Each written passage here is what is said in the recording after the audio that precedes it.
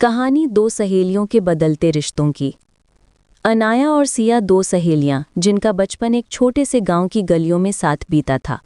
दोनों एक ही स्कूल में पढ़ती थीं और क्लासमेट थीं। सिया पढ़ाई में हमेशा टॉपर रहती थी। उसकी आंखों में बड़े बड़े सपने थे। वो शहर में बड़ी जिंदगी जीना चाहती थी, नाम कमाना चाहती थी। दूसरी तरफ अनाया एक नॉर्मल सी स्टूडेंट थी, लेकिन उसका स्वभाव इतना मस्तमौला था कि वो हर हाल में खुश रहती थी। गांव की सादगी, खेत खलिहान और दोस्तों के साथ बिताए पल ये दोनों के लिए बहुत अनमोल थे। लेकिन समय के साथ दोनों की राहें अलग हो गई। हाई स्कूल के बाद दोनों की शादी हो गई और वे दिल्ली जाकर बस गए। अनाया की शादी कुणाल से हुई, जो फैमिली बिजनेस संभालता था। कुणाल की मेहनत और कामयाबी ने अनाया की जिंदगी को ऐशो आराम से भर दिया।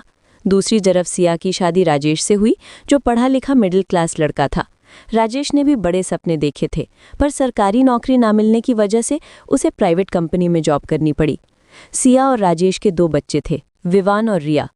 दोनों सहेलियों की जिंदगी अब अलग अलग ट्रैक पर चल रही थी, लेकिन बचपन की दोस्ती अब भी दिलों में जिंदा थी।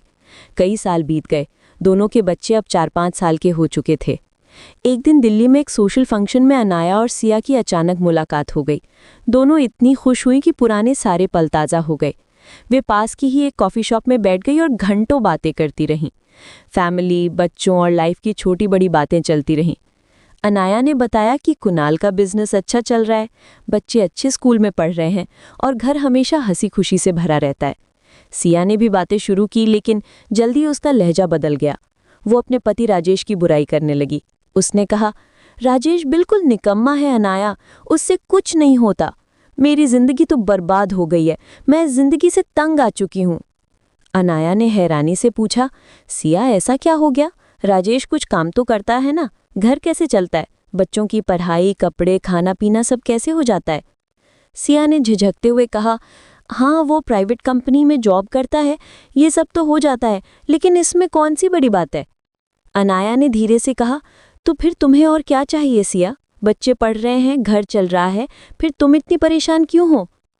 सिया के मन में अब भी बचपन वाले बड़े बड़े सपने पल रहे थे। बड़ा घर, महंगी गाड़ियां और हाईफाई लाइफ। राजेश की मेहनत उसे इन सब के सामने बेकार लगती थी।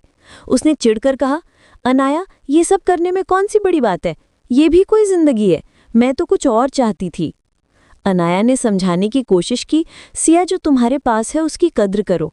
हर किसी को सब कुछ नहीं मिलता, लेकिन जो है उसमें खुशी ढूंढना चाहिए। लेकिन सिया अपनी ख्वाहिशों में डूबी रही।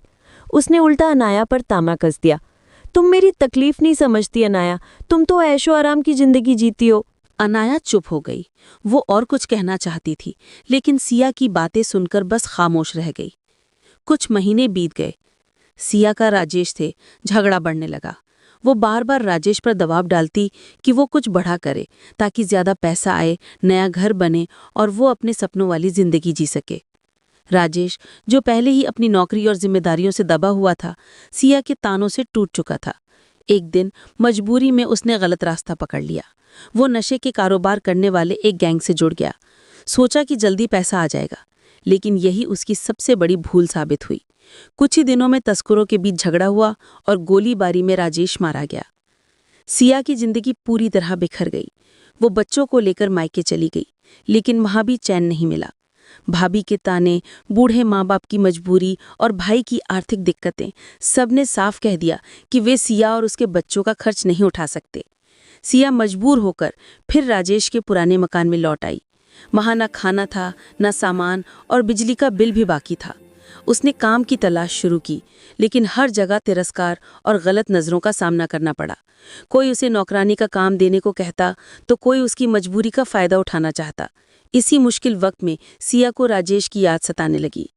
अब उसे एहसास हो रहा था कि राजेश की मेहनत कितनी कीमती थी, जिसे उसने कभी समझा ही नहीं।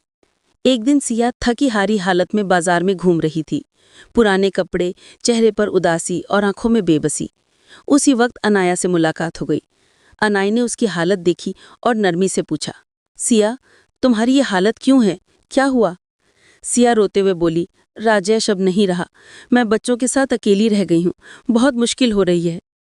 अनाया ने गहरी सांस ली और कहा, सिया, तुम ही कहती थी ना कि राजेश की कोई कीमत नहीं थी। तुम्हें तो फर्क नहीं पड़ना चाहिए था। फिर आज इतनी टूटी क्यों हो? सिया की आंखों से आंसू रुक नहीं पाए।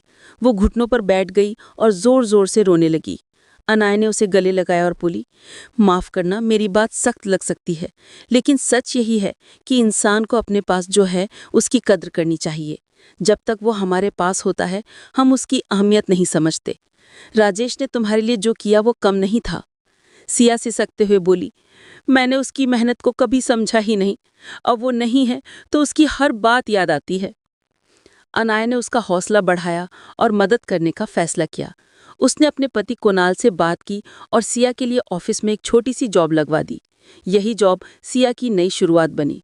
उसने बच्चों को फिर से स्कूल में दाखिल करवाया और धीरे धीरे जिंदगी को संभालना शुरू किया। अनाया भी हर वक्त उसका सहारा बनी रही, कभी बच्चों के लिए किताबें लाकर तो कभी उसे भावनात्मक सहारा देकर। सिया ने अपनी गलतियों से सबक लिया। अब उसे समझ आ गया था कि जिंदगी में जो कुछ है उसे स्वीकार करना और उसकी कद्र करना ही असली खुशी है।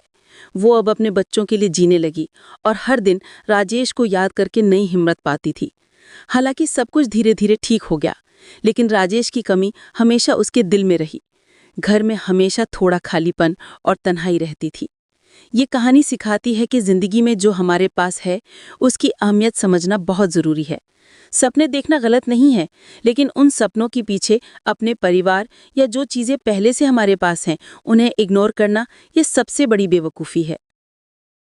अगर ये कहानी आपको अच्छी लगी हो तो वीडियो को लाइक कीजिए, दोस्तों के साथ शेयर कीजिए और नई कहानियों के लिए चैनल को सब्सक्राइब कीजिए।